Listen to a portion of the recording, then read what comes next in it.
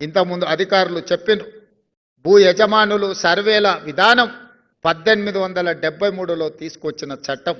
అంటే దాదాపుగా 140 సంవత్సరాల పైగా ఈ చట్టం అమల్లో ఉంది. అయినా ఈ భూముల యొక్క సమస్యల పరిష్కారం కాలే, ఇంకా కొనసాగుతూనే ఉన్నాయి. అందుకే ఈనాడు తెలంగాణ రాష్ట్ర ప్రభుత్వం భూ సమస్యలకు శాశ్వత పరిష్కారం చూపించాలి.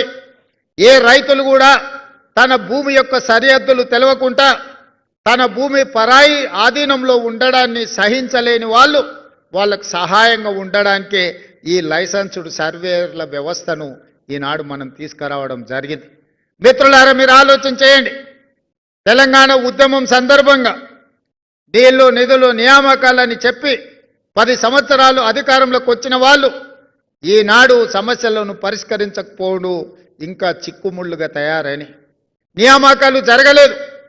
వాళ్ళ కుటుంబంలో జరిగిన నియామకాల గురించి నేను చెప్పవలసిన అవసరం లేదు.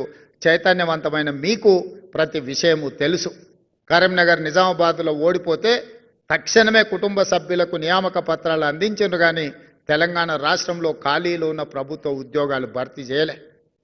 పేదలు, దళితులు, గిరిజనులు, ఆదివాసీలు, బలహీన వర్గాలకు, నిరుపేదలకు సంబంధించిన తెలంగాణ ఉద్యమంలో పాల్గొన్న తెలంగాణ నిరుద్యోగ యువత ఉద్యోగ ఉపాధి అవకాశాల కోసం అశోక్ నగర్ చౌరస్తాలను, దిల్సుఖ్ నగర్ చౌరస్తాలను, అమీర్పేట్ చౌరస్తాలను 10-12 సంవత్సరాలు నిరుద్యోగ యువకులుగా తిరుగుతూనే ఉన్నారు.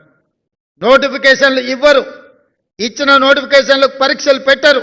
ఒకవేళ పరీక్షలు పెడితే ఆ పరీక్షల యొక్క ప్రశ్న పత్రాలు జిరాక్స్ సెంటర్లలో పల్లి బఠానీలుగా అమ్మే పరిస్థితి.